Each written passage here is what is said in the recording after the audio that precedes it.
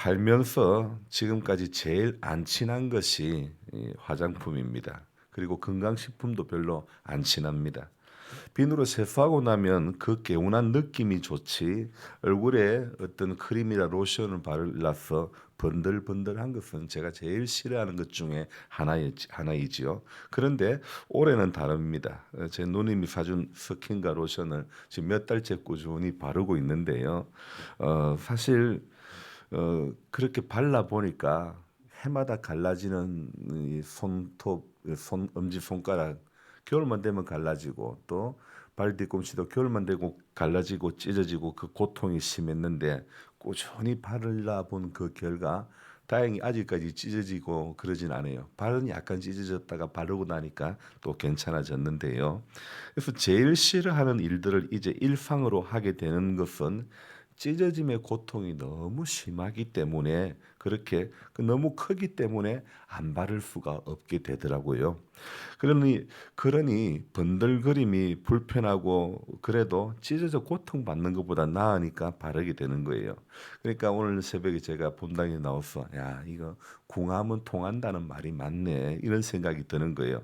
한자어로 궁적통이라는 이 말은 원래 주역에서 나온 말인데요. 어떤 것이 없으면 없는 대로 살아갈 수 있음을 일컫는 말이라고 사전에는 이야기를 하고 있지만 사실 궁적통이라는 이 말은 궁하면 변해야 통할 수 있고 그래야 생존과 발전이 있을 수 있다는 원뜻은 그런 뜻입니다. 이러한 원문의 앞뒤를 딱 떼어버리고 원래의 뜻과는 전혀 다른 뜻으로 쓰이고 있는 말이 이 말이죠. 주역에 실린 원래의 그 뜻은요. 이 변해야 되고 변해야 통하고 통해야 오래 간다. 원래 그 뜻은 이런 말입니다.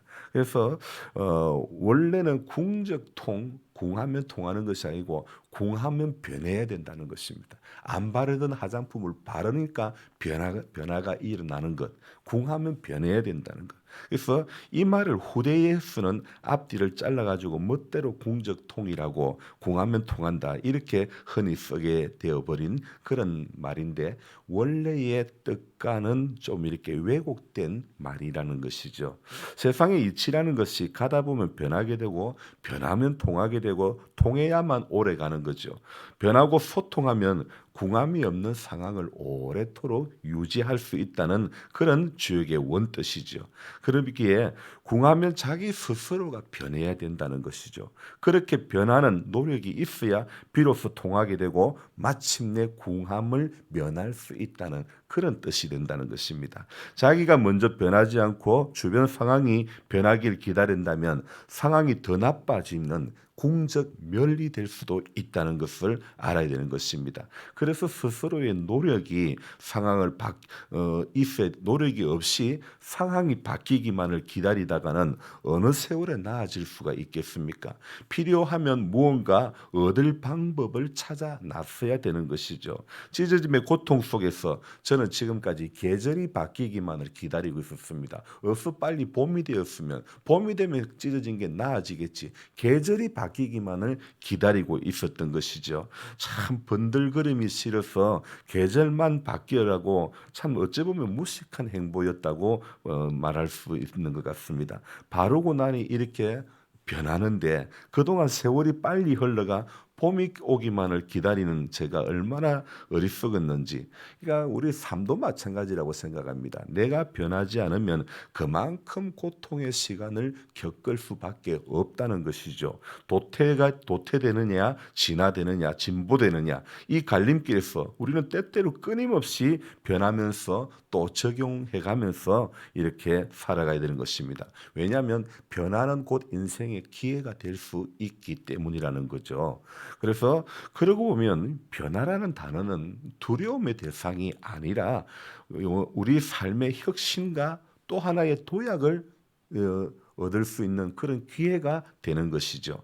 그러나 또 하나 우리가 결코 놓쳐서는 안 될 덕목이 있죠. 그러나 변하는 그 가운데서도 우리가 변하지 않고 지켜야 할 그리스도인으로서의 기본 이 품성은 우리는 꼭 가지고 가야 된다는 것입니다. 변화해야 살아남을 수 있다는 성급한 마음에 무턱대고 변화되는 것만이 능사가 아니죠.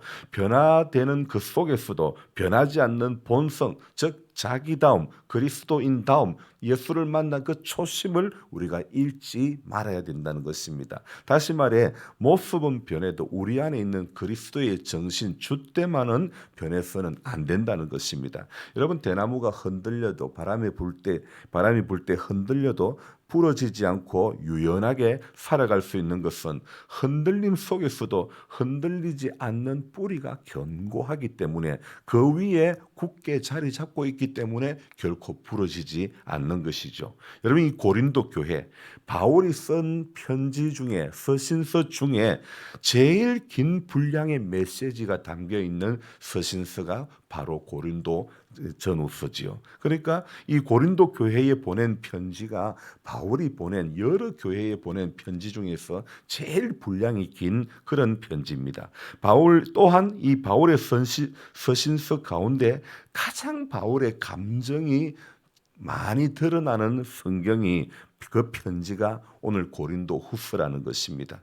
자기의 모습을 너무 솔직하게 표현하기도 하고, 또 고린도에 있는 자신을 대적하는 자들을 맹렬하게 비난하는 그런 모습도 나옵니다. 그런가 하면 성도들을 향해서는 애정 표현에는 정말 아끼지 않는 바울의 모습 또한 여기에 등장하고 있습니다. 에베소에서의 바울의 사역을 반대하는 폭동이 일어나 더 이상 그곳에서 이렇게 안전하게 머물 수가 없었고, 고린도 교회를 개척하고 고린도 교회 성도들로부터 바울은 또 거절당하기도 하고 비판받는 그런 모습도 많이 있었죠. 그래서 바울은요, 자신의 그러한 상황을 고린도후서 이 7장 5절에 가면 이런 표현하고 있습니다. 밖으로는 다툼이요 안으로는 두려움이다. 얼마나 그 삶 가운데, 인생의 여정 가운데 복음 전도의 사명자의 길을 가는 것이 밖으로는 다툼이요 안으로는 두려움이 이렇게 가득하다고 표현을 하고 있습니다. 예수님이 하신 말씀이 생각납니다. 여우도 굴이 있고 공중에 새도 거처가 있으되 인자는 머리 둘 곳이 없다. 그 말씀처럼 바울의 삶이 밖으로 다툼과 안으로 두려움이 가득했을 때 아마 그러하지 않을까 생각을 해봅니다. 천하의 바울인들 안팎으로 찾아오는 다툼과 두려움 속에서 어찌 견딜 수 있겠습니까? 하지만 바울 안에 있는 믿음은 바울의 이 연약함의 한계를 넘어서게 하는 것입니다. 저는 바울이 한 말 중에 자주, 바울 서신서에서 했던 말들을 자주 인용해서 말하는데, 그 중에 하나가 바로 이 말씀입니다. 우리가 사방으로 우겨쌈을 당하여도 쌓이지 아니하며 답답한 일을 당하여도 낙심하지 아니하며 박해를 받아도 버림받지 아니하며 거꾸로 뜨림을 당해도 망하지 아니하고, 바로 고린도전서 4장 8절 9절 말씀인데요. 바울이 이런 고백을 할 수 있었던 것은 바로 그 앞절의 4장 7절에 바울은 이렇게 고백하고 있습니다. 너무 귀한 말씀입니다. 제가 읽어드릴게요. 우리가 이 보배를 질그릇에 가졌으니 이는 심히 큰 능력이 하나님께 있고 우리에게 있지 아니함을 알게 하려 함이라. 아멘. 심히 큰 능력이 누구에게 있다고요? 하나님께 있다고요. 하나님께 있음을 알았으니 바울이 사방으로 우겨쌈을 당해도 쌓이지 않는 것이고, 또 답답한 일을 당해도 결코 낙심하지 않는 그런 인생의 길을 걸어올 수 있게 된 것입니다. 바울에게, 즉 궁적 변의 은혜가 있게 된 것이죠. 궁하니까 그리스도의 복음 안에서 도리어 변해지는 그런 생각과 행동이 바로 바울의 삶을 붙들어 간 것이죠. 사실 이 고린도후서는요, 고린도 교회 안에 일어난 많은 문제가 어느 정도 해결되었다는 소식을 듣고 쓴 편지가 바로 두 번째 보낸 이 고린도후서라는 것입니다. 이 두 번째 편지 고린도후서를 시작하면서 바울이 꺼내던 첫 메시지가 무엇이냐면, 오늘 우리가 읽었던 이 1절부터 7절인데 그 중에 3절부터 7절에 나오는 단어, 계속해서 반복되고 있는 단어가 위로라고 하는 단어입니다. 그래서 3절에서 7절까지는 각 절에서 위로라는 단어를 위로의 하나님을 계속 이야기하고 있는데 먼저 3절 볼까요? 모든 위로의 하나님이시며 4절에는 우리를 위로하사 5절에는 우리가 받은 위로도 자 6절에는 위로라는 말이 4번이나 나오고 있죠. 그리고 7절에도 위로에도 그러할 줄 알미라. 좀 전에 고린도 후서는 바울의 편지 중에서 가장 자신의 그 감정을 잘 드러낸 편지라고 제가 말씀드렸는데 사실 이 고린도 후서는 가장 어찌 보면 가장 바울의 개인적인 그런 편지라고 말씀드릴 수 있습니다. 그리고 이 고린도 후서는 바울이 자신의 내면의 고통과 위로에 대해서 말하고 있는 위로의 서신이라 그렇게 말씀드릴 수 있는데 사도 바울은 고린도 후서를 통해서 자신의 사도권을 변호하고 자신의 사도의 삶이 왜 외적으로 고난을 받고 내면으로 두려움이 있었는지를 말해주고 있습니다. 그래서 오늘 이 말씀에서 바울은 하나님을 모든 위로의 아버지라고 이렇게 말씀하고 있죠. 하나님은 바울에게 고난 중에 위로를 주셔서 고난 중에 위로를 주신 이유는 다른 성도들을 위로하게 하시는 그 하나님임을 설명하기 위함이라는 것입니다. 그래서 고린도 성도들은 바울의 고난에 함께 하듯이 위로에도 함께 했지요. 오늘 말씀을 통해서 우리가 바울이 만난 위로의 하나님을 우리 개인적으로도 만나야 되고 고린도 교회가 만났던 그 위로의 하나님을 저와 여러분들 오늘도 만나야 될 줄로 믿습니다. 우리의 삶에 이 하나님의 위로가 우리가 하나님의 위로를 경험하고 또 평생 하나님의 위로가 평생 넘치는 그런 삶이 되기를 기도해야 될 것입니다. 왜냐하면 우리가 위로를 받아 하나님으로부터 위로를 받으면 우리는 또한 위로를 해줄 수 있는 그런 인생의 길을 걸어갈 수 있다는 것입니다. 분명히 우리 하나님은 위로자이신 줄로 믿습니다. 하나님은 자녀들의 고통을 공감하시는 아버지이시며 이를 통해 자녀들을 위로하시는 우리 하나님이신 줄로 믿습니다. 장 목사님 댁에 집수리를 시작했던 당진에서 오신 박 목사님이 있습니다. 근데 이 박 목사님에게는 자녀가 몇인지 정확하게는 모르지만은 그 중에 큰 딸인 것 같은데 사랑하는 딸이 한동대 로스쿨 4학년에 지금 공부를 하고 있습니다. 목회자의 가정에서 딸로 태어나서 열심히 공부하여 훌륭한 변호사가 되기를 국제 변호사가 되기를 꿈꾸었던 그 딸이요. 그저께 학교에서 공부하다가 심정지 상태가 돼버렸어요. 오늘 부검하고 부검이 끝나야 장례를 치를 수 있다고 하는데 겨우 25살밖에 안 됩니다. 되어진 상황이 도무지 이해가 안 되는 그 박 목사님과 사모님. 지난번에 공사할 때 수요 예배 때 우리 교회도 여러 번 오셨던 분인데 그 위로 정말 뭐라고 설명이 이해가 안 되는 도저히 그 건강하던 딸이 25살밖에 안 됐던 딸이 심정지가 되고 학교에서 발견되어서 결국 병원에 이미 죽은 가운데 있으니까 아무리 그 상황을 하나님 왜 이 딸을 데려갔을까 아무리 생각해도 이해가 안 되는 거예요. 위로의 하나님이 그 마음을 만져주시기를 기도할 뿐입니다. 여러분 인생은요 여러 모양으로 무거운 짐을 지고 멀리 가는 것 같으며 많은 슬픔을 당하여 누구나 다 위로가 필요하지 않겠습니까? 하나님은 이런 인생들을 찾아오셔서 위로하시는 하나님이신 줄로 믿습니다. 하나님은 우리 곁에서 오늘도 위로의 하나님, 위로해 주시는 하나님이심을 믿습니다. 위로자 되시는 그 하나님은요 특히 어떤 사람들을 위로하시는가? 하나님의 위로가 필요한 사람들, 환난당한 사람들, 가난한 사람들, 병든 사람들, 비참한 사람들, 하나님은 이런 사람들에게 오늘도 위로의 하나님인 줄로 믿습니다. 그래서 성경은 여러 곳에서 하나님은 이런 사람들의 하나님이다 그렇게 말씀하고 있습니다. 그래서 오늘 우리 자신이 초라해 보이고 우리 자신이 정말 말할 수 없는 상황 가운데 놓여 있다 할지라도 위로의 하나님은 그 사람과 함께 해주시는 하나님이신 줄로 믿습니다. 환난 당하는 자들이 하나님의 위로를 받으면 어떤 일이 벌어집니까? 환난 당하는 자들이 하나님의 위로를 받으면 그 환난 중에 받는 위로로서 다른 사람에게 이렇게 위로자가 위로할 수 있는 사람이 된다고 이야기합니다. 어떤 목사님 목회를 잘했는데 어느 날 갑자기 사모가 죽었습니다.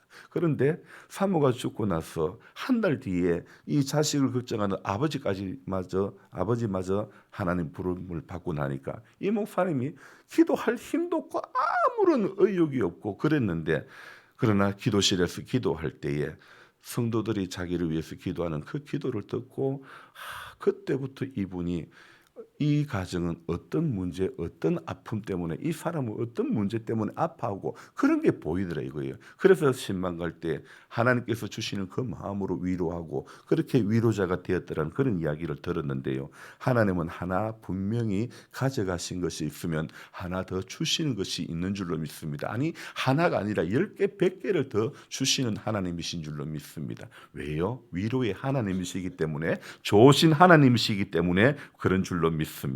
그래서 그리스도인이 된다는 것은요, 이 많은 환난을 당하는 것을 어쩌면 뜻할 수 있습니다. 그러나 그 환난 중에 받는 위로로서 그리스도인은 다른 사람을 또 위로할 수 있는 사람이 되는 줄로 믿습니다. 그래서 우리는 기록된 성경에서 위로의 하나님을 오늘도 느끼고 능력의 하나님을 발견하고 소망의 하나님을 체험하고 치료의 하나님을 우리가 인생 가운데 역사되고 은총을 주시는 그 하나님이 깨달아지고 약속을 이루어 주시는 오늘 이 하루의 삶 가운데서도 그 약속을 이루어 주시는 하나님의 사랑이 깊이 느껴지는 그런 성도의 삶이 되어지기를 우리는 기도해야 될 줄로 믿습니다. 그래서 오늘도 영적으로 궁해지고 영적으로 변화되어 이 궁적 통이 아니라 궁적 변을 넘어 궁적 예수가 되어져야 될 줄로 믿습니다. 궁할수록 예수를 찾아야 되고 찾고 또 부요할 때도 그분의 은혜를 잊지 말아야 할 것입니다.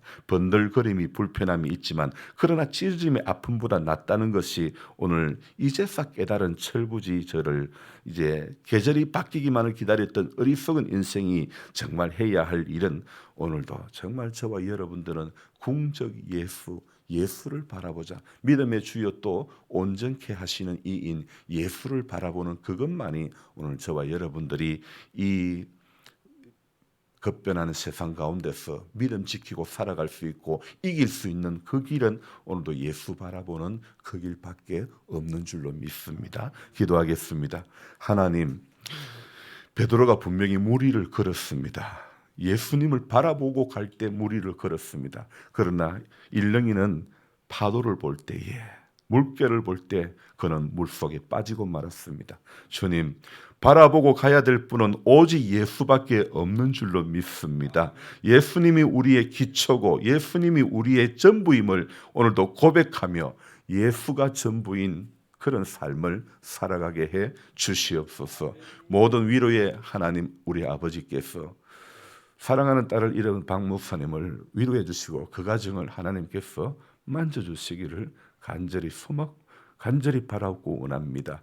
하나님, 모든 그 장례의 절차 가운데서도 순서 가운데서도 하나님께서 그 마음들을 위로해 주시고 하나님께서 이 모든 이 상황 주어진 현실 앞에서 하나님께서 길을 열어주시고 하나님의 선한 뜻을 깨달아갈 수 있는 은혜가 있기를 원합니다. 하나님, 우리 가운데서도 또 사람은 우리 삶 가운데서 언제 어떤 일이 일어날 수 없기 때문에 예수를 바라봐야 넘어지지 않고 변하지 않는 이 변하는 세상 속에서 변하지 않는 그리스도인으로 살아갈 수 있는 길이 될 줄로 믿습니다. 딴 것 보이는 게 많고 딴 것 들리는 게 많아도 다 내려놓고 예수 바라보고 예수 붙잡을 수 있는 신앙 되게 도와주시기를 원합니다. 다시 처음으로 돌아갈 수 있도록 도와주시옵소서. 첫사랑을 잃어버린 자들이 되지 않도록